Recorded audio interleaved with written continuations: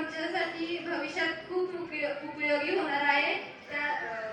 त्यामुळे आम्ही हे सर्वजण खूप लक्ष देऊन ऐकतोय. मॅडम आहे त्या आम्हाला म्हणाले की संवाद घालण्यात काहीच उपयोग नाही आहे. इट्स ओके म्हणून संवाद सोडून द्यायचा. घेतोय त्यामध्ये सौ सुनीता शेटबाय मॅडम होत्या.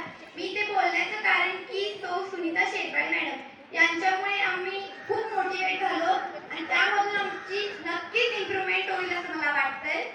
त्या मॅडमांनी आम्हाला कसं वागावं, कसं वर्तवणूक असावं, समोरचं बोलतोय तर आपण त्यांचं चुकत असेल तरी पण आपल्याला माहीत असेल तर आपण त्याच्याबरोबर वाद घालण्याऐवजी इट्स ओके तुझं बरोबर आहे असं सांगून आपण पुढे जाऊ शकतो.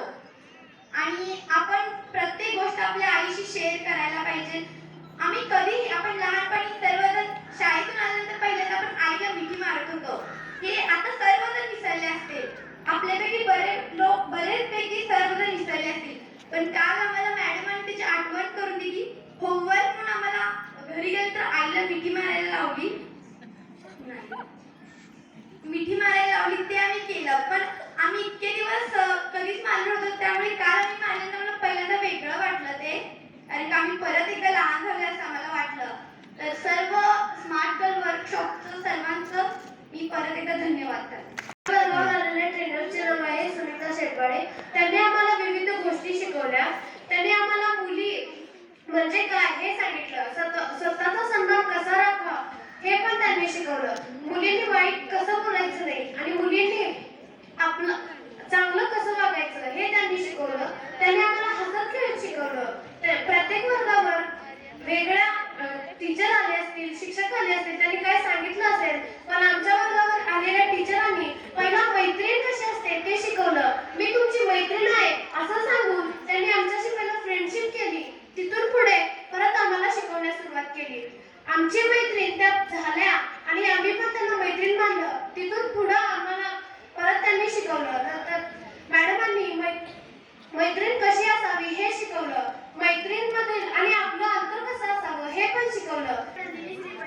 मी आता 8वी मध्ये शिकते. गेले 2 दिवस झाले आम्ही ट्रेनिंग स्मार्ट गर्ल वर्कशॉपचे आम्ही ट्रेनिंग घेत आहोत.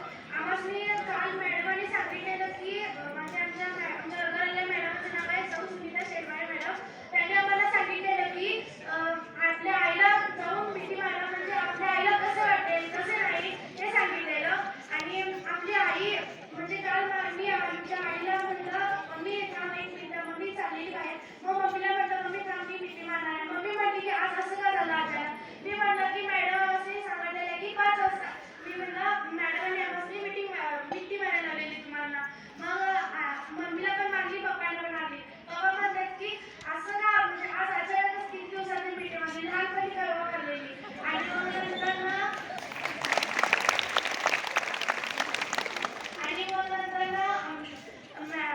मॅडमांनी आज मासिक पाळी स्वच्छतेविषयी माहिती सांगितली. आणि आपल्या मित्रमैत्रिणींसोबत कसं बोलावे कसे नाही. आणि थँक्यू. सर्वप्रथम शाळेच्या आवाज की त्यांनी स्मार्ट गर्ल वर्कशॉपच्या टीमला इथे बोलवलं आणि आम्हाला ट्रेन करायला बोलवलं. तर संस्कृती हा नावाचा अर्थ भेट होता. तर संस्कृती म्हणजे परंपरा पुढे चालवली. आम्हाला ट्रेनमध्ये आपल्या सौ वंदना खोलकुंबे मॅडम खूप छान ट्रेन करतात. सर्वप्रथम आत्मधर्म म्हणजे काय, आपल्या अंगात स्वतःमध्ये असलेल्या गुणांची पारख करणे. दुसरा इतरांशी तुलना काय मिळणार नाही आपल्याला.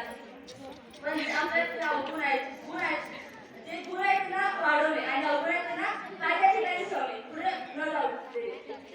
तर संवाद आणि